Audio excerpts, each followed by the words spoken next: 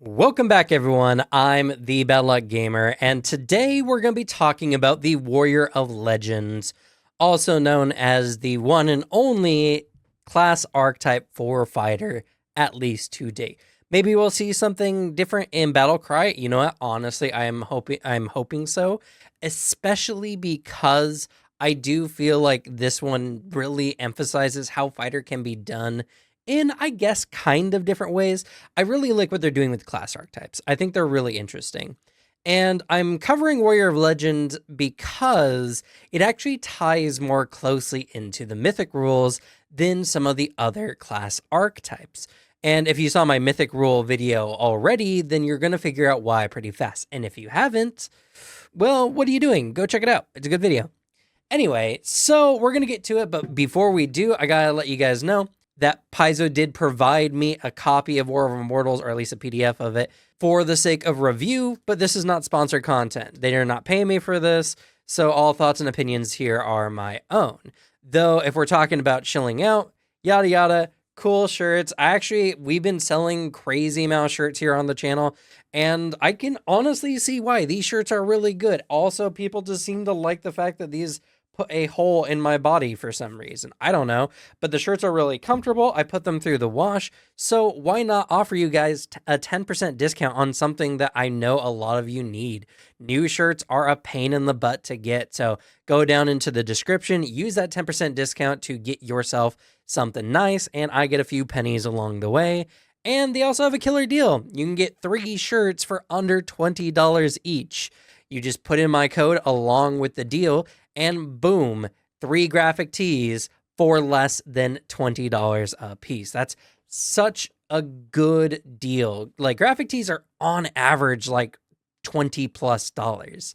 So you're saving yourself a good amount of money, and honestly, it's a really good deal.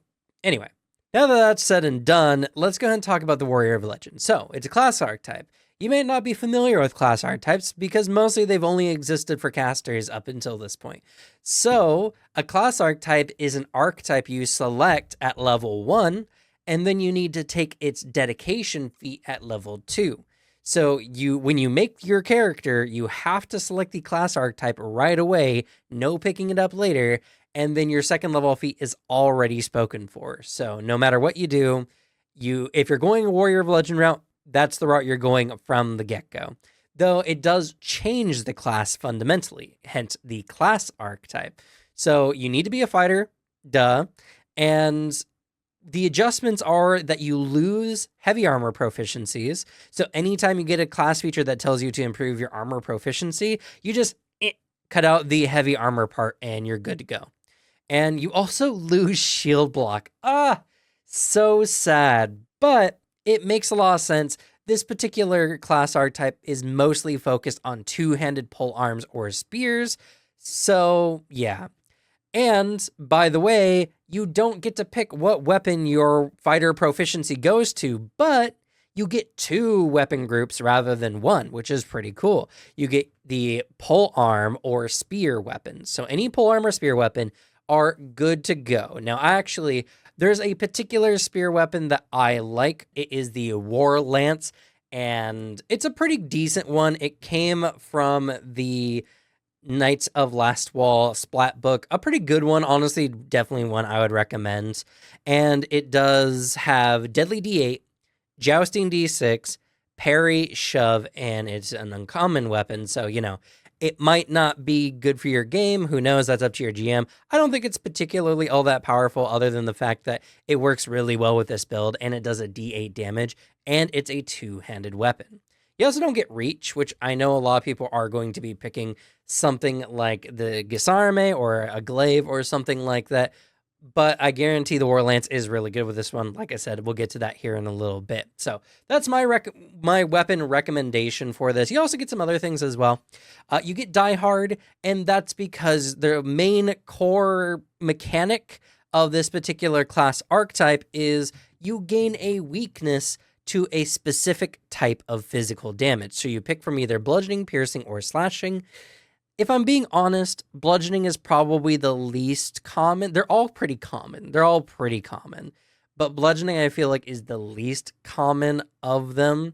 So, take that. It doesn't really matter. They're common enough where it's just going to come up and it's going to suck, especially because your weakness not only gives you a weakness equal to half of your level, minimum 1, but whenever you receive that damage, you become doomed too. If you're unfamiliar with the doomed condition, it pretty much makes it easier for you to die. Yeah. So, that being said, it's no bueno when you get hit by it. Or is it?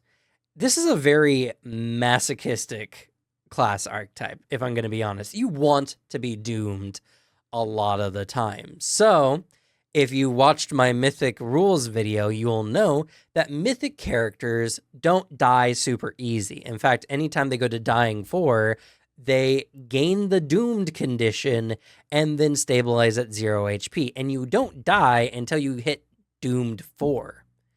That being said, that makes the Warrior of Legend perfect for Mythic play because it's so hard to kill your character that even having the doomed condition isn't really that big of a negative, especially because the Warrior of Legend is guaranteed to be getting some buffs and can even easily remove the doomed condition, which makes it even better for Mythic play. So if you're going into a Mythic campaign, definitely consider the Warrior of Legend. It's utterly perfect for it.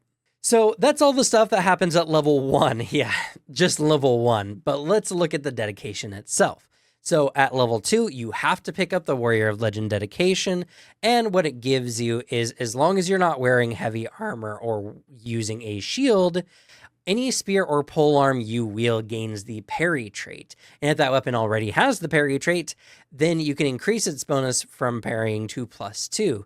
In addition, whenever you have the doomed condition, you add to your polearm or spear damage the value equal to your doomed value. And this damage is of the same type as the weapon. I guess that's important as well. So you want to be doomed. You get hit by like a bludgeoning attack. Someone comes up, bonks you on the head, cartoon style. You get the little stars over your head. Boom, instant damage steroid. You're now doing an additional 2 damage. That's really, really good. So at level 2, when you have to select this one, you now have a really good option for using a spear, as I mentioned before, with the War Lance, because that is the only spear or polearm currently with the parry trait. So, you know, you can get that +2. So essentially you get a 2-handed weapon and a shield at the same time. Absolutely nuts. And it has deadly D8. It's a really good weapon, honestly. Is it the most DPR weapon? Maybe not. But you're a character who has a major weakness. For a class that already doesn't have a lot of damage mitigation, especially less considering that you are not going to be wearing anything more than medium armor. So having a good defensive weapon with deadly on top of it is honestly a really good choice. You just got to get past the uncommon trait, but that's between you and your GM, you know. Bring some Cheetos to the game session, who knows. But yeah, just right out the gate, the Warrior of Legend's really cool. It gets a damage steroid really easy. It uses some weapons that personally I've been wanting to see more from. And honestly, a lot of people do like spears and polearms as well. And this is a good class archetype to give you a reason to use those. So we're going to go ahead and look at the rest of the feats here to see what we can add onto it. But I do need to make special mention that as well in this class, you get 2 feats. You get one from the Mauler dedication, Clear the Way, and you get another from the barbarian class, Unbalancing Sweep. So we get a few more feats available, and there are some new fighter feats in addition to this that I'll mention towards the end of the video. So stay tuned, because not all of this is just Warrior of Legend. The fighter just got some new feats in this book as well, which is super cool. So at level 4, and really the only level 4 here for Warrior of Legend, is Heroic Defiance. Now, this is really good and can help increase your survivability, because as a reaction, when you would gain the doomed condition, you gain temp HP equal to your level and a +1 status bonus to all saving throws for the next minute. So a boost to all your saving throws, which is big because, again, you are kind of a squishier fighter. So not getting screwed over by spells kind of helps, or at least less likely to. And in addition to that, some temp HP equal to your level, which, considering our weakness is half our level, means that when we use this reaction, we essentially make up the difference for 2 attacks against us, more or less, with our weakness anyway. Not bad, honestly. It's not a ton, I'm going to be honest with you. It's something that's going to be nice, but the biggest thing is the bonus to saves. Now, yeah, sure, it does use one of our precious reactions. Oh no, we can't react to strike. It's okay. You don't get to react to strike every round anyway. So I feel like Heroic Defiance is really good, and it's once per 10 minutes. So when it comes up in a combat, boom, use it, get a little bit more tanky, and overall, not a bad feat. So definitely one I would very heavily consider picking up. At 8th level, we get Piercing Doom. So this requires that we are doomed 2 or greater. Now, we channel our doom, our curse, and make it a blessing. We make a melee strike, so this is a unique melee strike for 2 actions. And on success, the target takes an additional d10 void damage, and our doom value is reduced by 1. So this is similar to Vicious Swing, only it does void damage and it reduces our doomed value. This is actually really good to have, but you want to be careful when you're using it, because if an enemy has a bludgeoning weapon that's hitting you constantly, it doesn't matter if you're removing your doom value, you're always going to go up to doomed 2, even if you got rid of all your doomed. So, this is better for staving off immediate death, and it makes it incredibly good for mythic campaigns, because doomed is kind of the only way you can die. So being able to just use a 2-action ability to, granted you need to hit, but you're a fighter, remove the doom condition. Piercing Doom essentially makes you immortal in a mythic campaign. So, if you are in a mythic campaign, I highly, highly, highly recommend Piercing Doom, unless I guess you don't want to be immortal, which I can understand that. I think that's a little powerful, but hey, it is designed for standard play, mythic play. It's kind of just a bonus feature. But hey, maybe your GM is just also throwing utter shit at you and you need it to survive. Who knows? At level 10, we get Spear of Doom. Doom is going to show up in a lot of these feats. It's kind of cheesy, I'm not going to lie. It makes sense. It's all revolving around our doomed condition anyway, so it does make sense, but it just sounds so edgy. Anyway, this is an interesting one because it is a 1-action stance, but it has a prerequisite, or at least a requirement, I guess, if we're going by the actual vernacular here, that an enemy has hit you with an attack dealing the same type of damage as your weakness damage within the last round, and you're doomed 1 or greater. Now, you would pretty much always be doomed 1 or greater, because getting hit by your weakness just gives you doomed 2, and you would have to try really hard to get rid of that by the time your next turn comes around. But hey, that's the requirement anyway. It seems a little pointless, but here we are. So you enter into the stance, and while you're in this stance, as long as the enemy who triggered your cursed weakness is within your reach, you can strike them with a reaction whenever they succeed or critically succeed at an attack against you at all. So even if it's not bludgeoning damage, you can still use this, which is pretty cool, because honestly, there's a lot of enemies that have a bludgeoning tail attack. That's good, but they don't use it all the time. They use claws in intermediate times. So this gives you an additional reaction, and it actually gives you an additional reaction because you gain immediately an additional reaction, and at the start of each of your turns, you're going to gain an additional reaction that you can use to make reactive strikes against the opponent. And the crazy thing is, because it says and reactive strike against that opponent, that means you get an additional reactive strike just for that opponent specifically. Now, another interesting thing as well is there's no requirement that the enemy is within reach of you to be in the stance. Only that in order to use the special reaction when you're hit, the enemy in question needs to be the one within your reach. Now, this is a really cool stance, a very cool stance, but it does increase your weakness. As long as you're in Spear of Doom stance, your curse weakness becomes your level rather than half your level. In all honesty, that's not going to be that big of a difference. Sure, it's 5 damage more every time you get hit at this point anyway, but I think it's fine. I think you're going to be fine. Hopefully you have a healer, because 10 damage per hit is a little rough, if I'm going to be honest. but you're already taking 5 damage per hit anyway. So an extra 5 damage. At level 10, it's going to sting for sure, but I think it's worth it for the stance in particular. At level 12, we get Know Thy Doom. Yes, another Doom feat. It's a reaction that you can use once per day when you are doomed 1 or greater and your dying value would increase. So this is mostly used when you're doomed and already unconscious, more or less. So as a reaction, you can immediately attempt a recovery check using your current dying value before it increases. This is before it increases, and you roll twice, taking the better result. Regardless of the outcome, you do reduce your doomed value by 1. So why this is really good is because when your turn starts, typically is when you make your recovery check with your dying value. This is a recovery check made before that particular recovery check. So you actually get 2 recovery checks in the same turn with Know Thy Doom.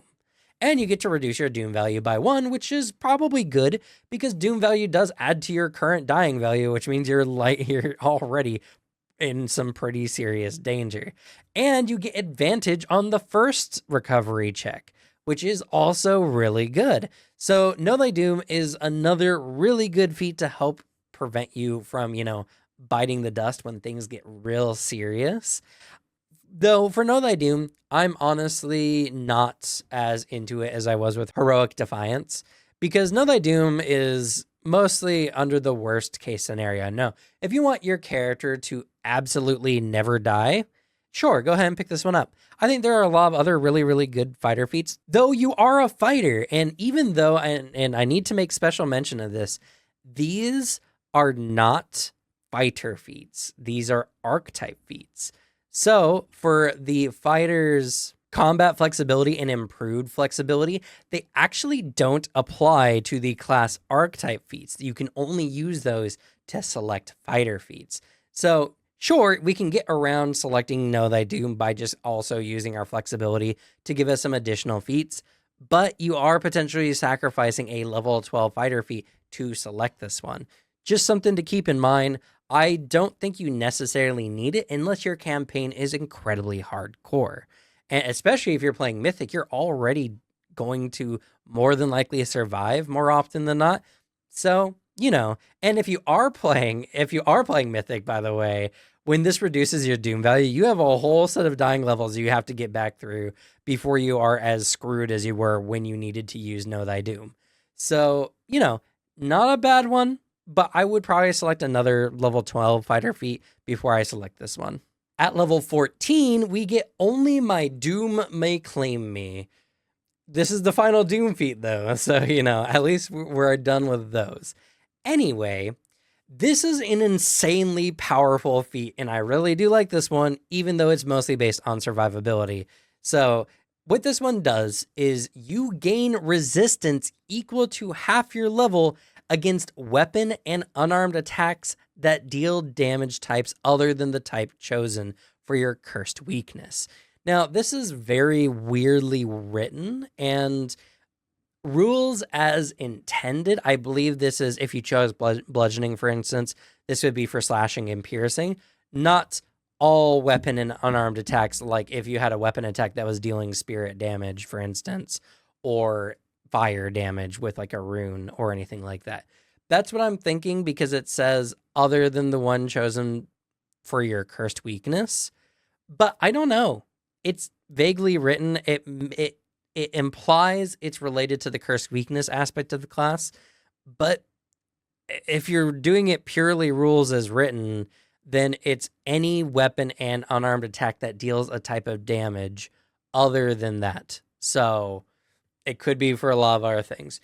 And if it is that way, I don't think that's necessarily that broken. There's so many ways to get resistance, and it's only equal to half your level, which is still pretty good. But, but if you feel like your Warrior of Legend is impossible to kill in your Mythic campaign, then we would probably just make it slashing or piercing if they had chose bludgeoning, whatever other physical type, that they did not select already.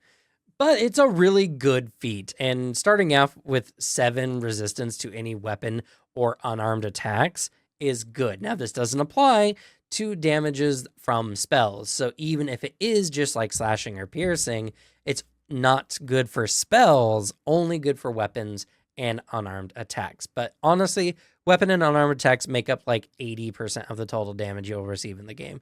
So I think that's pretty good. And finally, at level 18, we have Razor's Edge. Now, this is a boost from Spear of Doom, so you need Spear of Doom to select this feat, but you can now enter the Spear of Doom stance as a free action rather than as an action. Very lackluster for a level 18 feat. The final feat we get here for the class archetype, but there's still 2 more feats, so stay tuned. So a little lackluster, if you ask me personally, but it's good. I mean, being able to just get into your stance without spending an additional action is a straight DPR increase for a fighter, especially if we're going for a mythic style campaign. So that being the case, and that's another thing I don't think I ever mentioned as well, with mythic rules, the action economy matters way more because you're way more likely to hit with more of your attacks due to how the mythic rules work. So any kind of action economy you can save is actually just straight up DPR in like mythic games. So it's really, really good. Now, before we get to the remaining 2 feats, I just want to say that if you're enjoying the content, leave a like. And hey, if you see anyone else making some War of Immortals content, whether it's Ronald or whether it's Wisdom Check or No Nets, go ahead and leave their videos a like. In fact, if you see any kind of tabletop content, leave those videos a like. I want tabletop to be more relevant in the YouTube algorithm, and we're only going to get that way by showing the algorithm that we are interested in this content, which means interacting with the videos, leaving comments, leaving likes, subscribing, and all that kind of stuff. So, you know, a simple like goes a long way, and the tabletop community really needs it. And if you like my content specifically, subscribe. I'm going to be covering the other class archetypes. I'm going to be covering the Mythic Destinies, and as well, I'm going to be covering the other 2 multi-class archetypes for both the Exemplar and the Animist. So if you don't want to miss those, and by the way, those are the videos I'm going to be doing next. So if you want to see why everyone's been clamoring about the Exemplar online, I definitely recommend the subscribe. Anyway, let's go ahead and get on with the final 2 feats here. So Fighter straight up just gains some new feats. First of all, we have Spear Dancer. This is a level 6 feat. It's a singular action, and it requires that we're wielding a weapon from either the spear or polearm group. So pretty cool. And this allows you to step, then strike, or strike, then step. Doesn't seem like anything crazy, but when you really consider that most polearms and spears have reach of some kind, this is actually a really dirty one, because not only are you striking the enemy from probably outside of their range, but you may have to force the enemy to do more than step just to get up to you. So if you, for instance, strike them and then step away, even if they step, they have to step twice to get into, you know, non-reach melee range with you, wasting a bunch of their actions, or they have to stride, provoking reactive strike. So Spear Dancer, actually really, really good. And the next feat is even crazier. This is Needle in the God's Eyes. This is what we should have got at the end of the Warrior of Legend class archetype feats. This seems more appropriate for a capstone, right? It's not even a capstone. It's a level 16 feat. So it's 2 actions. You leap up to your total speed, either horizontally or vertically. There we go. And then at any point during that movement, you get to make 2 strikes. And these strikes do not apply towards your multi-attack penalty until after they're done. So you get to make both strikes, and then they both count after the 2 strikes are made. Pretty standard stuff for this kind of feat, but yeah. The only weird part about this one is the vertically part. Horizontal makes sense, and it gives you a massive leap distance, which is pretty cool. Vertically, I mean, can I only just, you know, like dragoon style, just stab a bird? Can I move forward a little bit?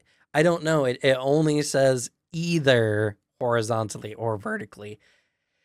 So, yeah, but the weird part about this particular feat is one, it doesn't actually require a spear or polearm, funny enough. It's just a feat that fighters get. So fighters just get hops.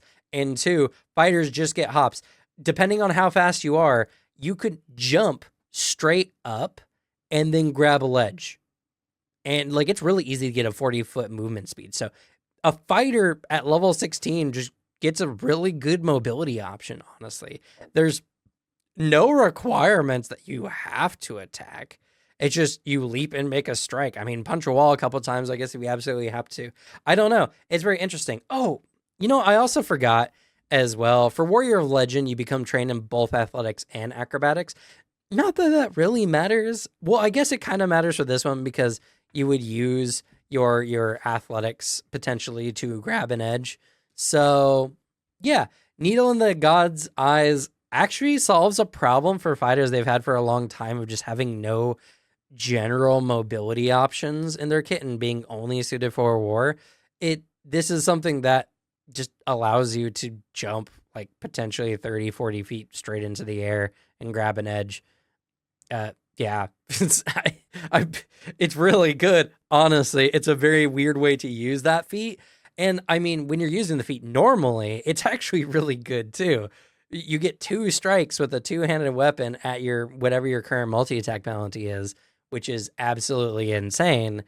But more than that, now Fighter just has a really good mobility option, which I think is really good. So yeah, that's it for Warrior Legend. I thought this one was super interesting, and how closely it ties in to the new Mythic rules is actually really cool. Now, is this like now the de facto fighter playstyle? Not necessarily.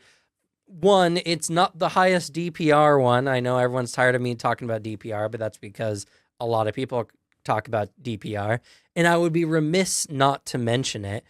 Dual weapon fighters typically have some of the best DPR options in the game, so they're still valid.